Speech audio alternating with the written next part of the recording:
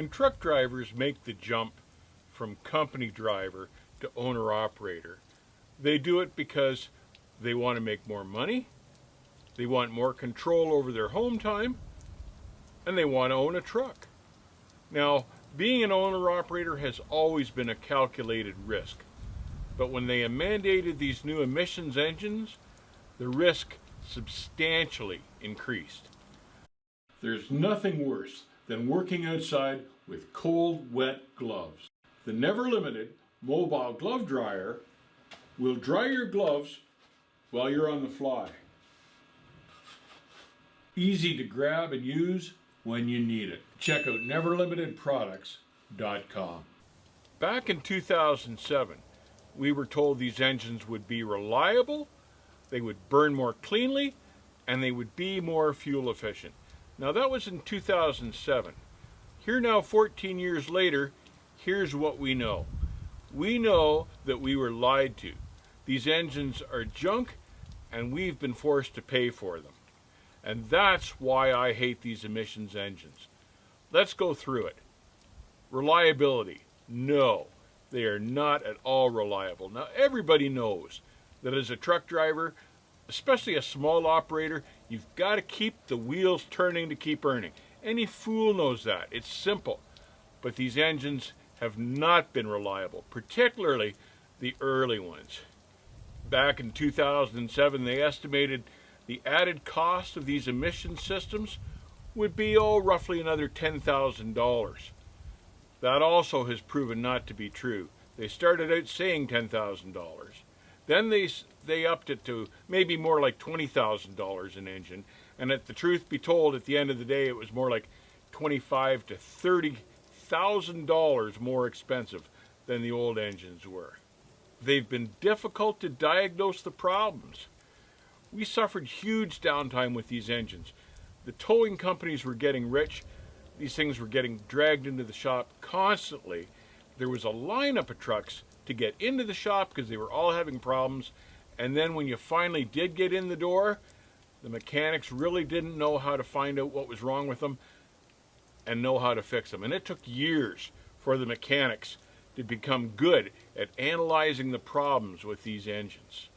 They suffered huge downtime, and we took the hit for that. We took the losses for that.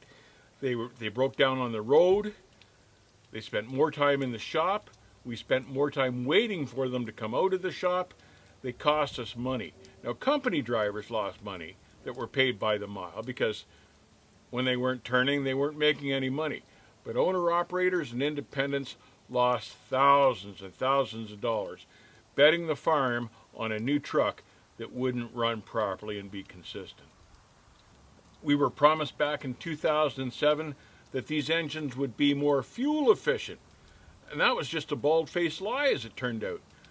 Any improvements in fuel mileage came as a result of the more slippery aerodynamic trucks and mating engines to the automatic transmissions.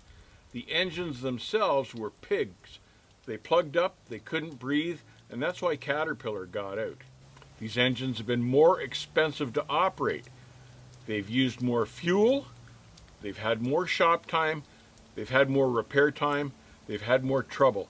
SCR valves, EGR valves, DPF filters. Hell, a DPF filter alone sometimes can cost thousands. And then to add misery, a few years later they introduced the DEF fluid. And the DEF fluid came with its own problems. The stuff gelled up and froze. They had quality control issues. It was expensive. You couldn't find it anywhere at first. And have you noticed anybody now that calculates their fuel mileage costs always fails to negotiate in the cost of the DEF fluid? And that's an expense they just don't want to talk about. So to survive, because we had to keep the wheels turning, owner-operators and independent came up with workaround solutions. We tried glider kits. We tried emissions delete systems. We tried repairing and keeping old trucks that had been reliable and just rebuilding them. We did things like we quit running California, which is something I did. And that hurt. That was a profitable lane. That cost us money to do that. And some guys just gave up, sold the emissions trucks, and got out. Single owner operators and independents need to be able to rely on the truck that they buy. Mega carriers, they can afford to have spare trucks sitting in the wings in case one goes down.